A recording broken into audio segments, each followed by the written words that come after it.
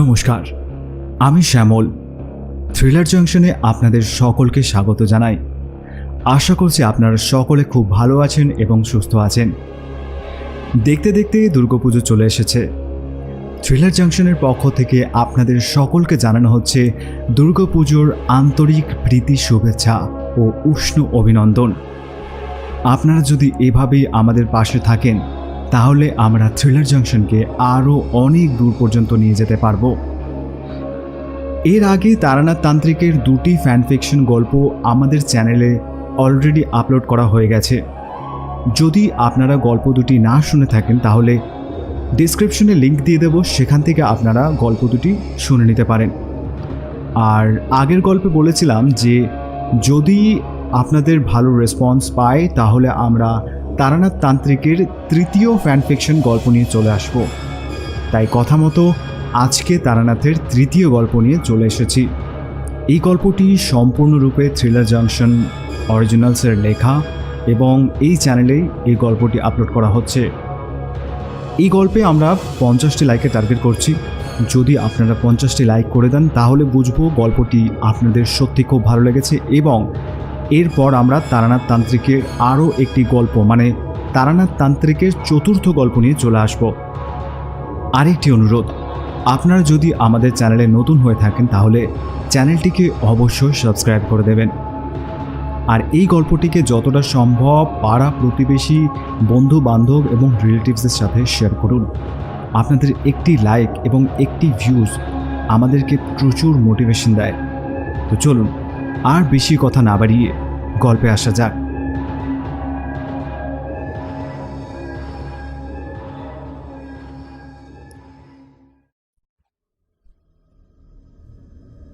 আমি বিভূতি, একটি বেসরকারি সংস্থাতে কাজ করি।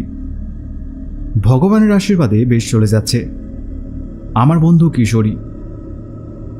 আমি ভূত বিশ্বাস না করলেও ভগবানের প্রতি শ্রদ্ধা আছে আমার, কিন্তু আমার বন্ধু কিশোরী ঘোর নাস্তিক। আজ আমিও কিশোরী গিয়েছিলাম তারানাথের বাড়িতে, কিন্তু কপাল খারাপ, তারানাথ বাড়িতে ছিল না। অগত্যা বাধ্য হয়েই আমিও কিশোরী একটু দূরেই এক নির্জন স্থানে ঘুরতে গেলাম। সেখানে বেশ কিছুক্ষণ গল্পগুজব করে যখন বাড়ির উদ্দেশ্যে রওনা দেব তখন রাত প্রায় 8:30। হঠাৎই দেখলাম আকাশ ঘন কালো মেঘে ঢেকে গেছে। এখান থেকে আমাদের বাড়িতে যাওয়ার পথে একটি শ্মশান পড়ে। সেই শ্মশান পার হয়ে কিছুটা গেলেই বাস ট্রাম পাওয়া যায়। হাঁটতে হাঁটতে দুজনে যখন সেই শ্মশানের সামনে এসে উপস্থিত হলাম তখন দেখলাম বেশ কয়েকজন লোক কাঁধে করে একটি মরা নিয়ে সেই শ্মশানে ঢুকছে। শ্মশানে এলে এমনিতেই মনটা কেমন যেন ভার হয়ে যায়, তার উপর এই মরাটিকে দেখে মনটা আরও ভারী হয়ে গেল। সত্যি ভাবতে মাঝে মাঝে অবাক লাগে, একদিন আমিও মারা যাব, আমার বন্ধু কিশোরীও। আর তারানাথ, তারও তো বয়স হয়েছে। মনটা খুব খারাপ হয়ে গেল। কিশোরীর ডাকে সম্বিত ফিরে পেলাম। কিশোরী বলল, উফ, কি হলো বলো তো তোমার? কিন্তু তাকে কোনো উত্তর না দিয়ে শুধু বললাম, চলো, আর ভালো লাগছে না, বাড়ির দিকে যাওয়া যাক। বাড়ির দিকে পা বাড়াতে যাব এমন সময় মুষলধারে বৃষ্টি শুরু হলো, সঙ্গে একটা বাজও পড়ল।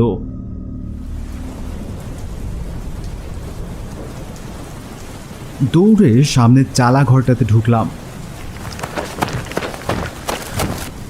কিশোরী বলল, ওহ বাবা, কি বিপদ দেখো তো, প্রায় 9টা বাজতে চলল, যা বৃষ্টি শুরু হয়েছে, এ তো এখন আর থামবে না।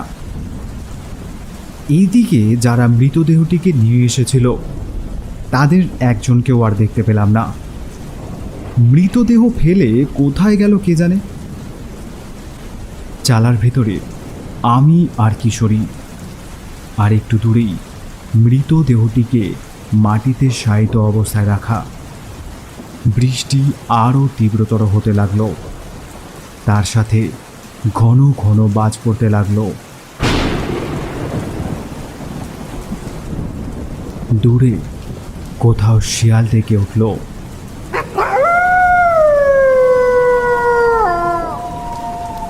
কিশোরী একটা সিগারেট জ্বালিয়ে মুখে দিল।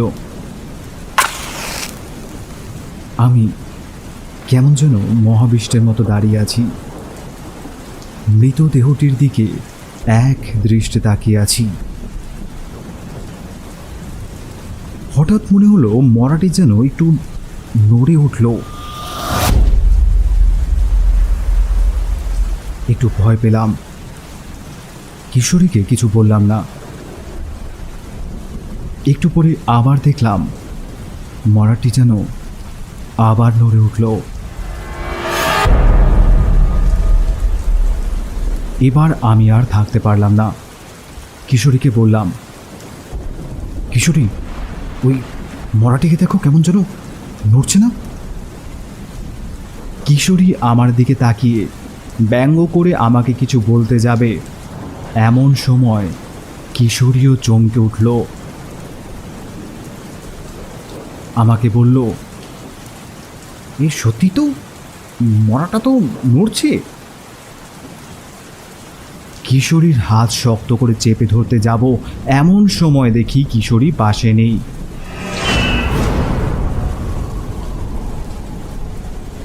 ভয়ে আমার সমস্ত শরীর তখন কাঠ হয়ে গেছে। এদিক ওদিক তাকিয়ে কিশোরীকে খুঁজতে লাগলাম। একটু পরে যা দেখলাম তা দেখে আমার বুকের রক্ত হিম হয়ে গেল। কিশোরী মৃতদেহটির উপর ঝুঁকে পড়ে কি যেন করছে। একটু সামনে গিয়ে দেখলাম কিশোরী সেই মরাটির উপর বসে তার দেহ থেকে মাংস খেতে শুরু করেছে। তার মুখ থেকে বেরিয়ে আসছে এক জান্তব শব্দ। কি আমি কি দেখছি? বৃষ্টি তখনও সমানে পড়ে চলেছে। সব মিলিয়ে যেন এক ভয়াবহ পরিবেশ। মুখ থেকে কোনো কথা উচ্চারণ করতে পারছি না।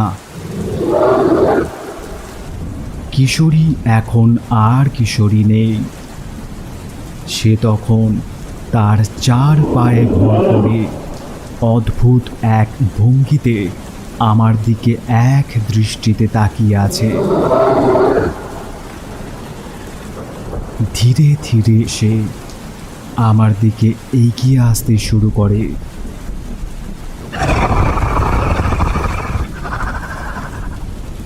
আমার তখন এমনই অবস্থা যে হাঁটার শক্তিটুকুও পর্যন্ত হারিয়ে ফেলেছি।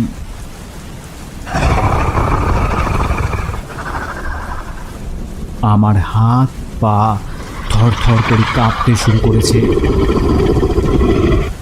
আসন্ন মৃত্যুকে সামনে দেখে চোখ বন্ধ করলাম।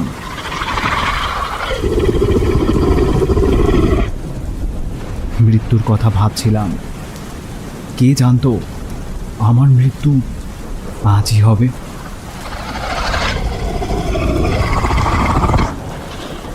কিশোরী রূপী সেই অবয়বটি আমার একেবারে সামনে। তার নিঃশ্বাস এখন আমার মুখে এসে পড়ছে।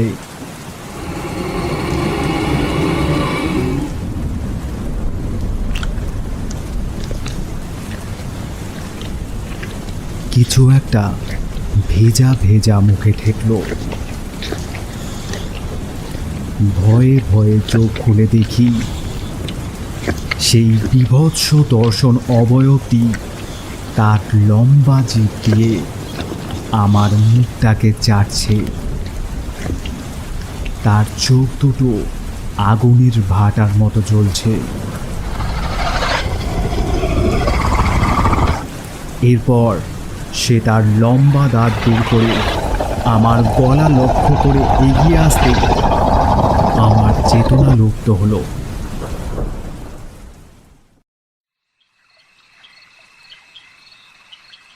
হঠাৎ আমার চোখ খুলে গেল।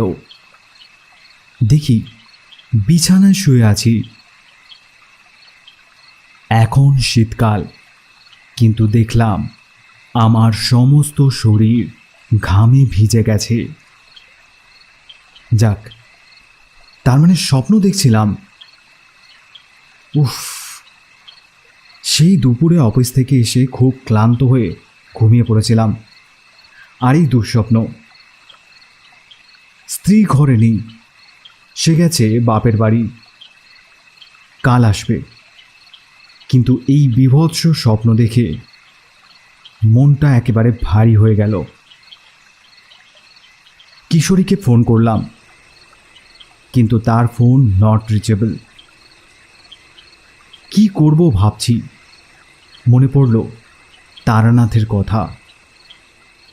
যেহেতু শীতকাল, তাই ভারী ভারী গোটা কতক ড্রেস পরে রওনা দিলাম তারানাথের বাড়ির উদ্দেশ্যে। রাস্তায় বেরিয়ে টের পেলাম ঠান্ডাটা আজ খুব বেশি পড়ছে। সবে সন্ধে, কিন্তু কুয়াশায় চারিদিক আচ্ছন্ন। মাথায় টুপি থাকলেও ঠান্ডা হাওয়া যেন তা ভেদ করে ঢুকে পড়ছে। ঠান্ডার জন্যই বোধহয় আজ দোকানপাট খুব একটা খোলা নেই। অদূরে একটা দোকান খোলা আছে। তারানাথের জন্য একটা পাশিংশোর প্যাকেট নিতে হবে। দোকানে গিয়ে দেখি দোকানের কিছুটা পাশেই কয়েকজন ছেলে কাঠকুটো দিয়ে আগুন জ্বালিয়ে আগুনের তাপে শরীরকে গরম রাখার চেষ্টা করছে। দোকানে ঢুকে এক কাপ চা নিয়ে ছেলেগুলোর পাশে আগুনের সামনে একটু বসলাম। সত্যি, শীতকালে আগুনের পাশে বসে চা খাওয়ার মজাটাই অন্যরকম। সময়টা বেশ উপভোগ করলাম। এরপর দোকান থেকে এক প্যাকেট পাশিংশোর প্যাকেট নিয়ে সোজা তারানাথের বাড়ি গিয়ে হাজির হলাম। তারানাথের বাড়ি গিয়ে দেখি তারানাথ জানলার সামনে দাঁড়িয়ে কি যেন করছে। আমাকে দেখে তারানাথ বেশ খুশি হলো, বলল, এসো এসো, বসো। ভালোই করেছো চলে এসেছো। চারির বিয়ে হওয়ার পর থেকে একাই থাকি, মাঝে মধ্যে চারি আসে, তা সেও অনেকদিন হলো আসেনি। আমি বললাম, আমার মনটাও আজ খুব ভালো নেই তারানাথ, তাই চলে এলাম।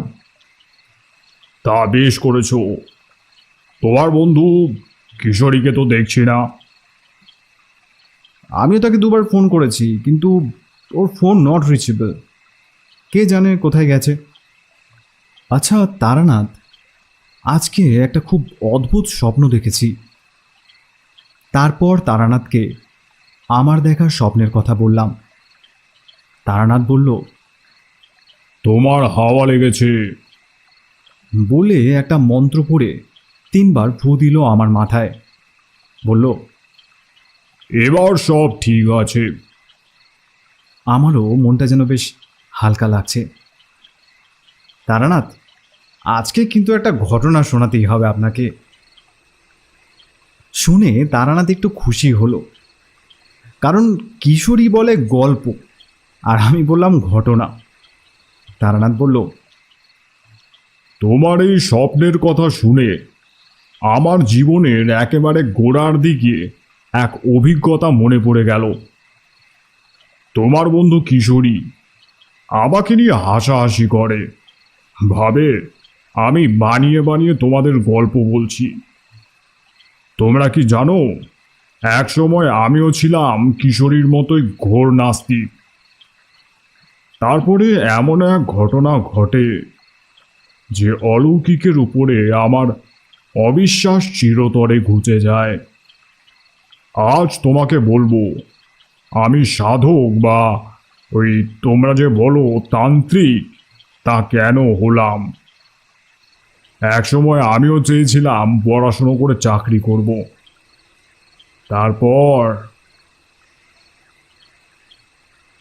বলে একটু থামলেন তারানাথ।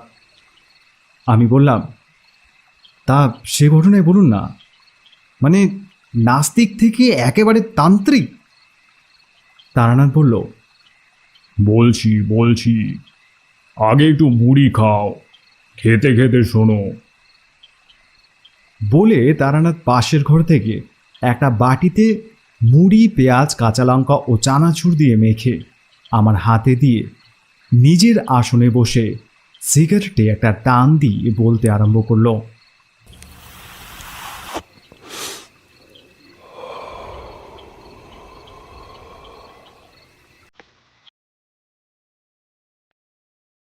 তখন আমি পড়াশুনো করছি, বয়স বেশ কম, সবে কিশোর অবস্থায় পা দিয়েছি। মনে তখন অসম্ভব সাহস ও ঠিক তেমনই ভূত প্রেত অলৌকিকত্বের প্রতি ঘোর নাস্তিক ভাব। একাই শ্মশানে চলে যাই, ভুতুরে বাড়িতে গিয়ে রাত্রিবাস করি, রাতে জঙ্গলে যাই, কিন্তু কখনোই ভূত প্রেতের সঙ্গে আমার দেখা হয়নি। তখন আমার দৃঢ় বিশ্বাস, ভূত প্রেত এসব কিচ্ছু হয় না, যা চোখে দেখা যায় তাই সত্য, বাকি সব মিথ্যে, কেবল লোকেদের ভয় দেখিয়ে পয়সা কামানোর কৌশল। তা একদিন শুনলাম আমাদের গ্রামের ধারের জঙ্গলে এক সাধু এসে আস্তানা গেড়েছে, অনেক লোকের ভিড় সেখানে। তা আমিও গেলাম সাধুকে দেখতে। না, শুধু দেখতে যাইনি, তাকে নিয়ে একটু মজা করব, তাকে একটু অপমান করব, এই ছিল প্ল্যান। তা সবার সামনে সাধুকে অপদস্থ করার এক দুর্নিবার মনোবৃত্তি জেগে উঠল। এসব ভণ্ড সাধুদের জন্য মানুষের মনে ভয় আরো বেড়ে যাচ্ছে। তা গেলাম। সাধু বেশ লম্বা, বলিষ্ঠ চেহারা, গালের দাড়িতে পাক ধরেছে, চোখ দুটি বেশ শান্ত, গায়ের বস্ত্র সাদা, কপালে হলুদ টিপ, গলায় হাতে অজস্র রুদ্রাক্ষের মালা, সামনে ধুনি জ্বালিয়ে বসে এক মনে জপ করে চলেছেন। এত লোকের ভিড়েও সাধুজি এমন ভাবে ধ্যান করছেন যেন তিনি ছাড়া সেখানে আর কেউ নেই। অগত্যা সন্ধে হলে ধীরে ধীরে লোকজন কমতে শুরু করে। একসময় আমিও সাধু ছাড়া আর কেউ নেই সেখানে। তখন রাতের অন্ধকার নেমে এসেছে। অনেক কিছুই ভেবে এসেছিলাম, কিন্তু কিছুই তো করে উঠতে পারছি না। সাধু একসময় চোখ খুললেন, আমার দিকে তাকিয়ে হেসে বললেন,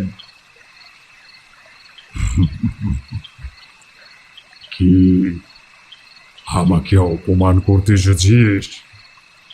তা বেশ, যদি তাতেই তুই খুশি হোস তাই কর। বলে সাধু মহারাজ আমার দিকে বেশ কিছুক্ষণ তাকিয়ে রইলেন। সাধুর চোখের দিকে তাকিয়ে কোনো কিছুই আর বলতে পারলাম না। মনের ভেতরটা কেমন যেন শান্ত হয়ে গেছে তখন। সাধু আমাকে বলল,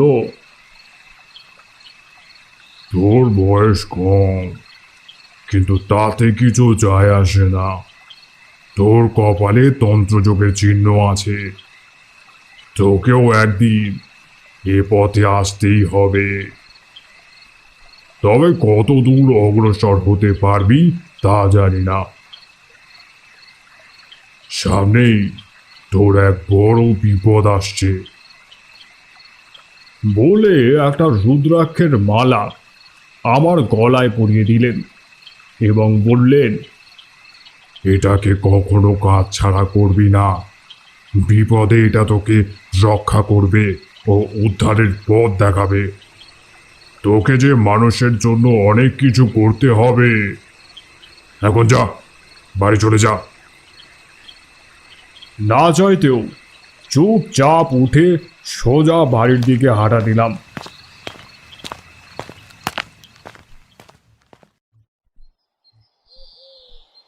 পরের দিন সকালে উঠে নিজের উপরেই খুব রাগ হলো।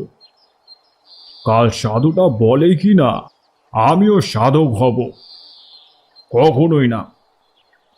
আর বিপদের বিপদ আমি, আমার বিপদ কে করবে? অবাক ব্যাপার, রুদ্রাক্ষের মালাটির কথা আমি তখন বেমালুম ভুলেই গেছি। মনে থাকলে তৎক্ষণাৎ সেটিকে খুলে ফেলে দিতাম। বেশ কিছুদিন কাটল। এরপর একদিন বন্ধুরা বাজি ধরল যে আমাদের গ্রাম থেকে বেশ কিছুটা দূরে একটা শ্মশান আছে, সেখানে অমাবস্যার রাতে আমাকে গিয়ে রাত্রিবাস করতে হবে। তা কথা মতো সেই অমাবস্যার রাতে একটা মাদুর ও কিছু খাবার ও একটু জল নিয়ে সেই শ্মশানের উদ্দেশ্যে বেরিয়ে পড়লাম।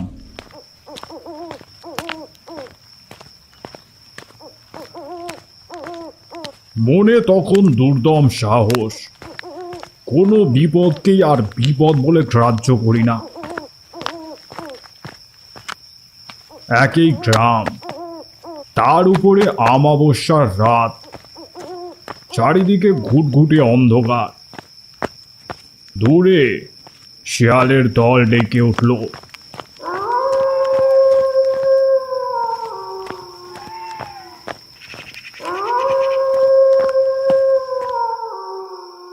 শ্মশানের কাছে গিয়ে চালাঘরের ভেতর বসলাম মাদুর পেতে। বেশ কিছুক্ষণ কাটল, সঙ্গে মুড়ি ও বাতাসা এনেছিলাম, সেটা শেষ করে জল খেলাম। হঠাৎ একটা বাজ পড়ল এবং মেঘ না করেই মুষলধারে বৃষ্টি শুরু হলো। এত তাড়াতাড়ি এত জোরে বৃষ্টি এলো কি করে, শত ভেবেও ঠাওর করতে পারলাম না। বৃষ্টির ছিটে মাদুর ভিজে যাচ্ছে, চালাঘরের টিনের ফুটো দিয়েও গায়ে জল পড়তে আরম্ভ করেছে। গুটিসুটি মেরে বসে আছি। ভূত প্রেতে ভয় নেই, কিন্তু ঠান্ডা তো লাগছে। কিছুক্ষণের মধ্যে সমস্ত শরীর ভিজে চুপচুপে হয়ে গেল। প্রচণ্ড ঠান্ডা লাগতে শুরু করেছে। আরও একটা বাজ পড়ল।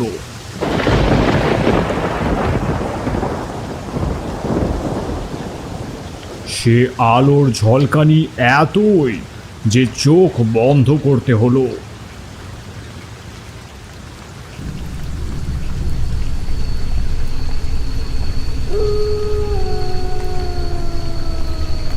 চোখ যখন খুললাম তখন বিস্ময়ে হতবাক হয়ে গেলাম।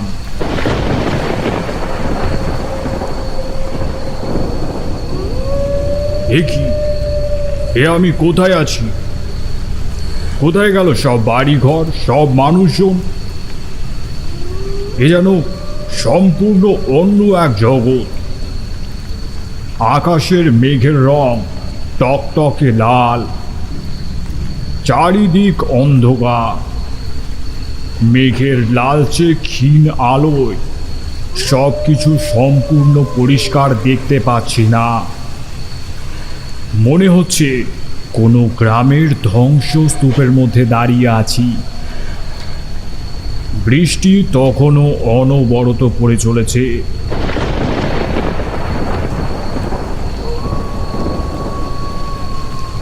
বৃষ্টির রঙও টকটকে লাল, যেন রক্ত। সেই লাল রক্তের মতো জলে ভিজে একেবারে চুপসে গেছি। আমি তখন কিছুই বুঝতে পারছি না। আমার স্পষ্ট মনে আছে আমি শ্মশানে ছিলাম, তবে হঠাৎ এখানে কি করে চলে এলাম? তখন আমার কিশোর বয়স, তন্ত্রমন্ত্রের কিছুই জানি না। এক রাশ বিষয় নিয়ে এদিক ওদিক ছোটাছুটি করতে লাগলাম। যদি কোনো মানুষের সন্ধান মেলে তাকে জিজ্ঞেস করব এটা কোন জায়গা, কিন্তু বৃথা চেষ্টা, কোথাও কেউ নেই। এক সময় ছোটাছুটি করতে করতে আমি ক্লান্ত অবসন্ন হয়ে একটা ছাউনির নিচে বসে পড়লাম। অলৌকিক জিনিসে আমি কিন্তু বিশ্বাস করি না, কিন্তু চোখের সামনে যা দেখছি তা অলৌকিক ছাড়া আর কিছু হতে পারে না। একবার ভাবলাম স্বপ্ন দেখছি, তার জোরে চিমটি কেটে দেখলাম না, স্বপ্ন নয়। ব্যথা লাগলো। আমি কোথায় আছি, কি করব কিচ্ছু বুঝতে পারছি না। চারিদিক থেকে অদ্ভুত কেমন যেন শব্দ আসতে শুরু করেছে। মনে হচ্ছে কেউ যেন ফিস ফিস করে কিছু বলছে। চারিদিকে কোথাও কেউ নেই। অনবরত মুষল ধারায় বৃষ্টি পড়ে চলেছে। তার সাথে মাঝে মধ্যে প্রচণ্ড জোরে বাজ পড়ছে। মনে হচ্ছে যেন আমি অশরীরীদের জগতে এসে পড়েছি। অন্ধকারে ঠিক দেখতে পাচ্ছি না। হঠাৎ মনে হলো আমার ঠিক সামনেই যেন কেউ দাঁড়িয়ে আছে।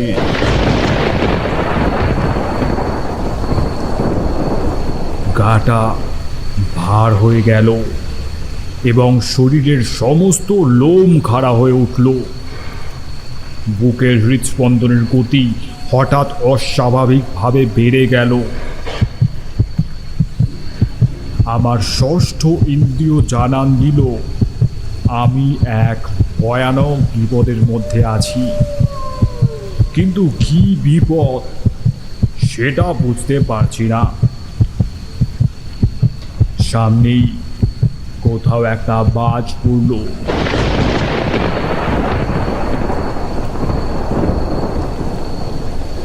এবং তাতে কিছু কিছু জায়গায় আগুন জ্বলে উঠল।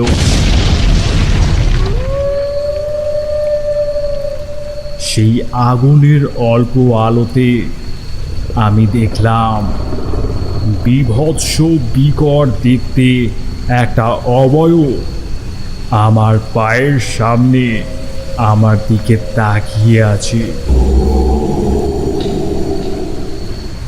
গৃহজগতের কোনো জীব এমন ভয়ঙ্কর দেখতে হতেই পারে না।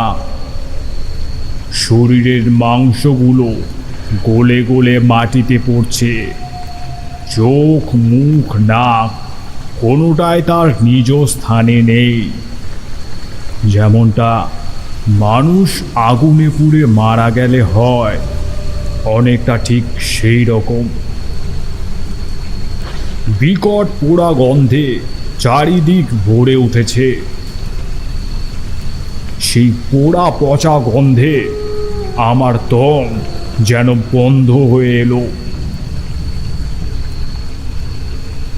তার লম্বা জিভটা থেকে আঠালো এক তরল অনবরত মাটিতে পড়ে চলেছে। অবয়বটিকে দেখা মাত্র আমি 2-4 পা পিছিয়ে এলাম। এটা কি জিনিস তখন কিছুই বুঝতে পারছি না। সব কিছুই আমার কাছে অদ্ভুত ঠেকছে। ক্ষীণ আলোয় দেখলাম সেই অবয়বটি তার শরীরটিকে ঘষে ঘষে টেনে টেনে আমার দিকে নিয়ে আসছে। প্রথমে বেশ খানিকটা ভয় পেলেও একটু পরে বুঝলাম অবয়বটি যেন আমাকে কিছু বলতে চাইছে। এমন সময় কোথা থেকে অদ্ভুত দর্শন কিছু জন্তু সেখানে এলো।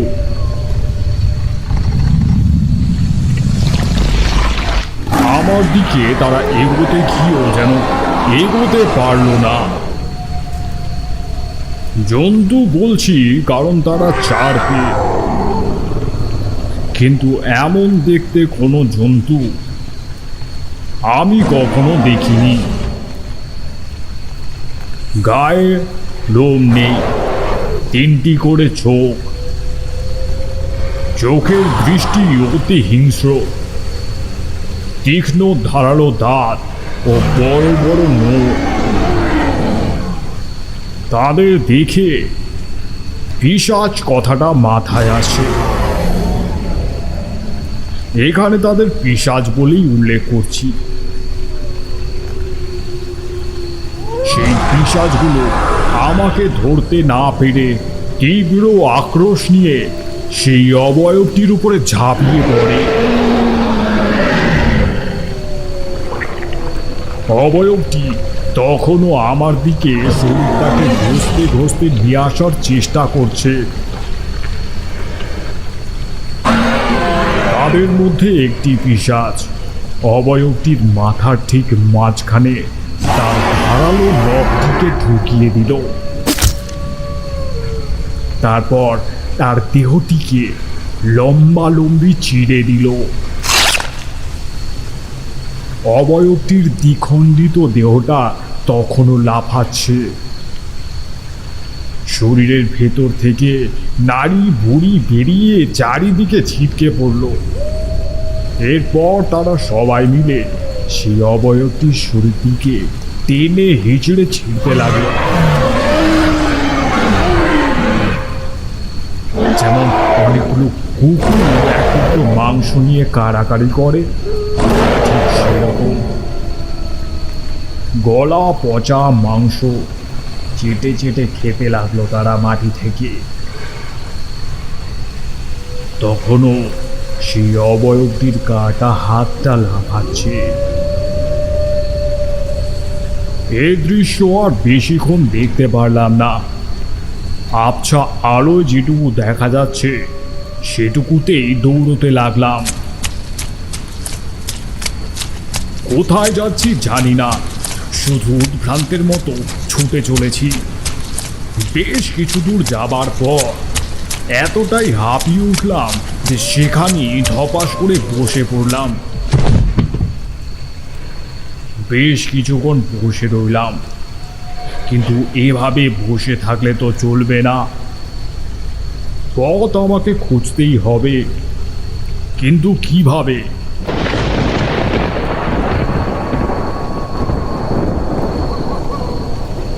হঠাৎ দেখি আমার বুকের ভেতর থেকে সূক্ষ্ম একটা নীল আলো বিচ্ছুরিত হচ্ছে। তাকিয়ে দেখি সেই সাধুর দেওয়ার রুদ্রাক্ষ থেকে এক নীলছে আভা বের হচ্ছে। ধীরে ধীরে সেই আলো কিছুটা সামনের দিকে এগিয়ে দাঁড়িয়ে পড়ল। মনের সূক্ষ্ম কোণ থেকে কেউ যেন বলল, আমার সেই আলোকে অনুসরণ করা দরকার। উঠে দাঁড়ালাম। আমি ওঠা মাত্রই সেই নীল আলোক রশ্মি ধীরে ধীরে সামনের দিকে অগ্রসর হতে লাগলো। আমিও সেটির পিছন পিছন চলতে লাগলাম। পথে যেতে যেতে দেখলাম চারিদিকে পচা গলা মৃতদেহ পড়ে আছে। সেই মৃতদেহগুলি মানুষের মতো দেখতে হলেও মানুষ নয়, কেমন যেন অদ্ভুত ধরনের। শরীরে চামড়ার বদলে যেন কোনো সূক্ষ্ম পর্দা দিয়ে ঢাকা। তাতে শরীরের ভেতরের প্রায় সমস্তটাই দেখতে পাওয়া যাচ্ছে। সেই সূক্ষ্ম পর্দার ভেতর যেন আগুন জ্বলছে।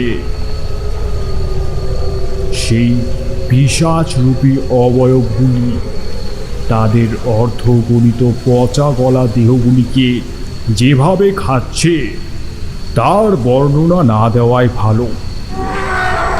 তারা প্রাণপণ চেষ্টা করছে আমাকে আক্রমণ করার, কিন্তু কোনো এক অদৃশ্য শক্তি অনবরত আমাকে রক্ষা করে চলেছে। শকুনের মতো দেখতে পাখির দল হাজারে হাজারে চক্রাকারে আমার মাথার উপরে উড়ে চলেছে। সংখ্যায় তারা এতই বেশি যে আকাশের মেঘকেও তারা ঢেকে ফেলেছে।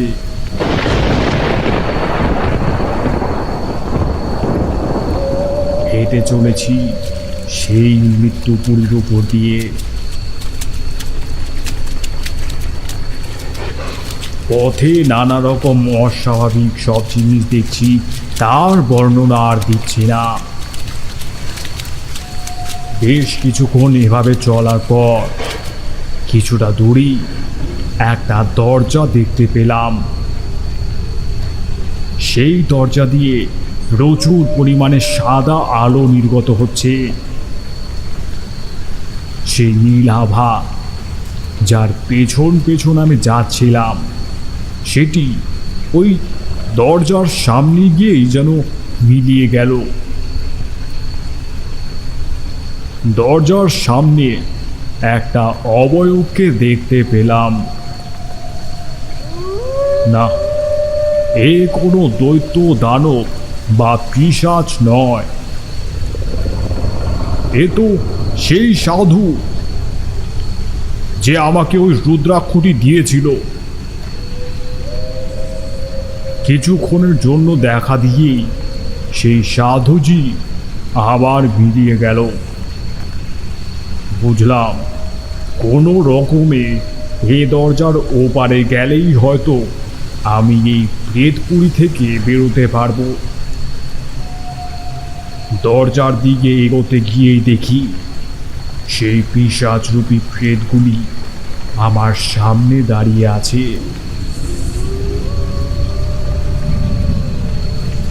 মনে হলো তাদের সাহস যেন কিছুটা বেড়েছে।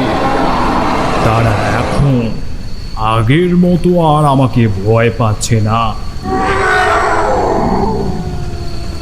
ধীরে ধীরে তারা আমার দিকে অগ্রসর হতে শুরু করেছে। সংখ্যায় তারা 50টিরও বেশি হবে। রুদ্রাক্ষের নীল আলো তখন কমে আসছে। বুঝতে পারলাম সামনেই বিপদ। মনে মনে সাধু বাবাকে স্মরণ করতে লাগলাম। দেখলাম ধীরে ধীরে সেই নীল আলোর আভাস বাড়তে শুরু করেছে। এক সময় তা এতই তীব্র হলো যে সেই আলোকরশ্মি যেন আমাকে তার ভেতরে টেনে ঢুকিয়ে নিল।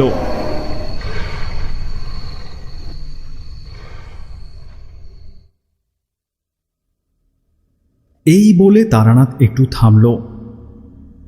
আমি বললাম, তারপর তারপর কি হলো?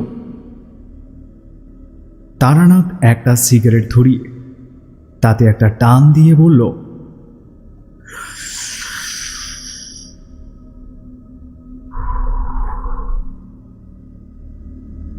চোখ যখন খুলল তখন দেখি আমি বিছানায় শুয়ে আছি। মায়ের কাছে শুনলাম বনের ধারে এক চাষি আমাকে অজ্ঞান অবস্থায় পড়ে থাকতে দেখে।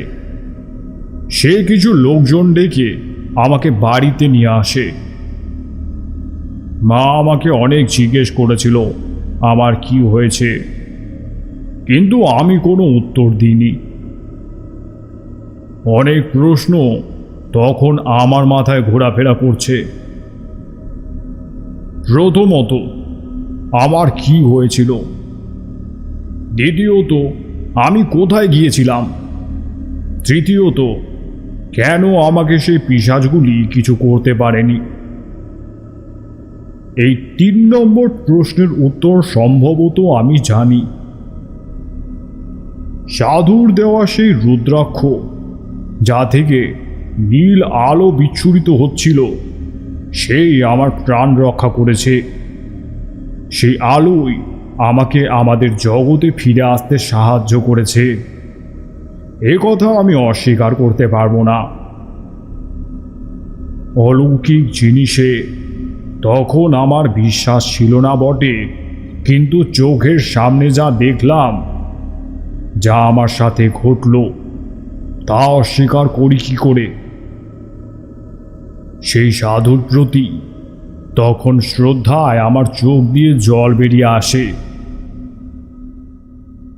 আমি বললাম, আচ্ছা তাহলে কি প্রথম এবং দ্বিতীয় প্রশ্নের উত্তর আপনি পেয়েছেন? পেয়েছি। তৃতীয় প্রশ্নের উত্তর জানা থাকলেও প্রথম 2টি প্রশ্নের উত্তর আমি তখনও পাইনি। এর উত্তর না পেলে আমি কিছুতেই শান্তি পাব না, এবং এই 2টি প্রশ্নের উত্তর একজনই আমায় দিতে পারবে, সেই সাধু যে আমাকে ওই রুদ্রাক্ষের মালাটি দিয়েছিল। পরের দিন বনের ধারে গেলাম সাধুর আস্তানায়, কিন্তু তার দেখা পেলাম না। আমারও মাথায় তখন জিদ চেপে গেছে। প্রশ্নের উত্তর না পেলে এখান থেকে আমি কিছুতেই যাব না। সকাল গড়িয়ে সন্ধে হলো, তারপর নামলো রাত। সেখানেই আমি বসে আছি। ঘুমে চোখটা একটু বুজে এসেছে। একটা শব্দে চমকে উঠে তাকিয়ে দেখি সেই সাধু বাবা আমার সামনে দাঁড়িয়ে আছে। সেই সাধু বাবা আমাকে যা বলল তা হলো, এই পৃথিবীতে শুধু আমরাই থাকি না, বা যাদের আমরা দেখতে পাই তারাই থাকে না। আমাদের জগতের সমান্তরালে আরও একটি জগৎ আছে, যেটা কিছুটা আমাদের জগতেরই মতো, কিন্তু সেখানে থাকি সব সময় রাত। সেখানে থাকি পিশাচ, ভূত, আরো কত নাম না জানা আতঙ্ক। সেখানে নেই মায়া, দয়া, মমতা। ওরা এখন আমাদের আশেপাশেই আছে, কিন্তু আমরা তাদের দেখতে পাবো না। জগতের এটাই নিয়ম। কিন্তু কিছু বিশেষ তিথি বা ক্ষণে আমাদের 2 জগতের মধ্যে কিছুক্ষণের জন্য সেই দরজা খুলে যায়, যার জন্য ইহ জগৎ ও সেই জগতের মধ্যে সম্পর্ক স্থাপন হয়। সেরকম একটি ক্ষণেই সেদিন তুই দাঁড়িয়েছিলে, যার ফলে তুই সেই জগতে চলে যাস। কিন্তু তোর কপালে তন্ত্র সাধনার চিহ্ন থাকায় ও তোকে সেই রুদ্রাক্ষটি দেওয়ায় সেই জগতের বাসিন্দারা তোর কোনো ক্ষতি করতে পারেনি। এই বলে সাধু যে কোথায় অদৃশ্য হয়ে গেল তাকে আর দেখতে পেলাম না। সেই থেকে অলৌকিক জিনিস জানার ব্যাপারে আমার যে আগ্রহ জন্ম নেয়, আজও তা আমার পিছু ছাড়েনি। সত্যি এ জগতে কত কিছু আছে যা চোখে দেখা যায় না, কিন্তু তা বলে তা মিথ্যেও নয়। আমি বললাম, আর সেই সাধুর সাথে আর কোনোদিনও দেখা হয়েছিল আপনার? না, সেদিন সে কথাটি বলার পর সাধু কোথায় যে চলে গেল আর তাকে কোনোদিন দেখিনি। এতক্ষণ আপনারা শুনছিলেন তারানাথ তান্ত্রিকের ফ্যান ফিকশন গল্প তারানাথ তান্ত্রিকের বিপদ। গল্পটি ভালো লাগলে গল্পটিকে অবশ্যই লাইক করবেন এবং গল্পটিকে যতটা পারবেন শেয়ার করুন। আমাদের চ্যানেলে নতুন হলে চ্যানেলটিকে অবশ্যই সাবস্ক্রাইব করুন। কমেন্টস করে বলুন কীরকম ধরনের গল্প আপনারা শুনতে চাইছেন। সবাই ভালো থাকবেন, সুস্থ থাকবেন এবং শুনতে থাকবেন থ্রিলার জাংশন।